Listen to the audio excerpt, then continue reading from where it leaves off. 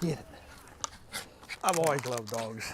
I've always loved dogs. It took me a while when I got back from Vietnam before we got a dog here. Little Lacey here has but one job. Well, two if you count barking, and being lovable. But every day, her owner, Ed Reeves, remembers a dog, Prince, whose job was to keep men alive. Well, he was trained to find ambushes, booby traps, and tripwires. This one's after a... Not to bark, it was an early silent warning. It was 1970. Ed and Prince were on point during every patrol in Vietnam. And every dog handler Back a lot of feels about the same way. You know, they may not have had the dog for that long, but there's a closeness. You know, obviously, he did his job well. I'm here, you know, so. In fact, the first hour of their first mission, Prince alerted his unit to the presence of unseen Viet Cong.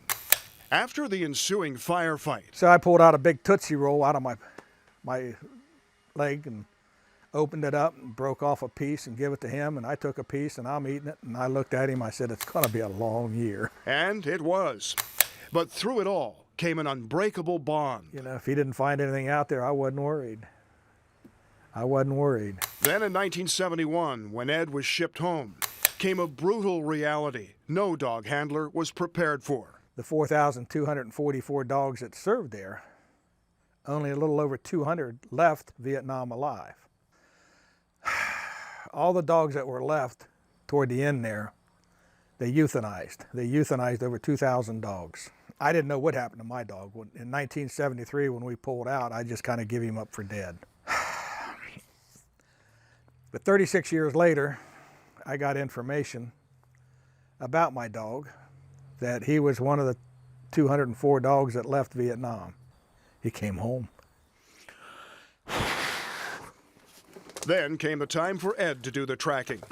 It took 3 years in the bureaucratic jungle, but he finally got his answer. And this is a return from Vietnam. His date of service to the Army terminated and went to customs. Prince went from tracking Viet Cong to drug smugglers. Ed then found a kennel owner near San Diego who told him, Said he was a customs dog, and he, you know, for quite a few years we housed him here. We took care of him and fed him when he wasn't working, and when he retired, we adopted him. I said, you're kidding me.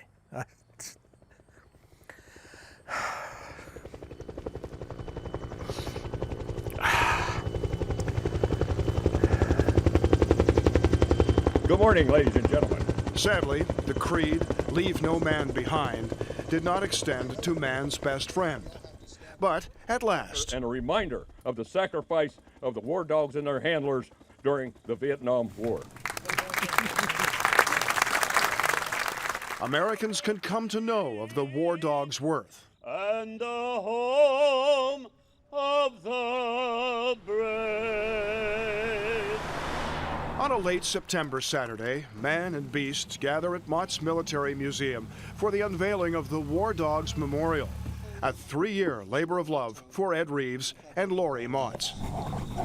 It upset me that they just treated them as if, you know, they didn't care. They served their purpose and then they just discarded them. Okay, all the handlers just line up behind this thing. Come on, come on, Tom. 4,244 dogs' names and their identifying number. 227 dukes, 197 kings, 147 princes, a crazy Mike, and a particular Fritz. 97 pounds, mean as a snake. Tom King's sentry dog. It was terrible that last night on duty. I sat there with Fritz at the kennel when I brought him in off post. And I cried like a baby. And how many of those dogs put down had a handler who understood this truth? I got two dates that my name should have been on the wall. September the 12th, 1970 and February the 14th, 1971. But I am here today because Prince alerted me to danger on both of those days. What Americans have done to protect our freedoms, I don't think people really realize, and how it affects them. I mean, you're talking 50 years later, and Ed and Tom both can't speak without crying about their dog.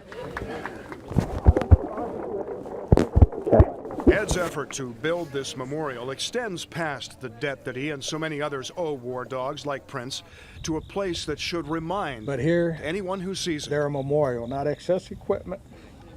Third line, there he is. 986A.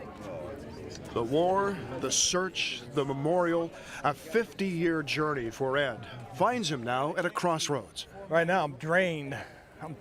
I just trying to think of what to do next. But rest assured, he'll continue to tell the story of a bond as unbreakable as the granite on which it's now etched. I plan on, And on quiet days, when nobody's around, I'm going to sit over there with the dog for a while and we'll have a conversation.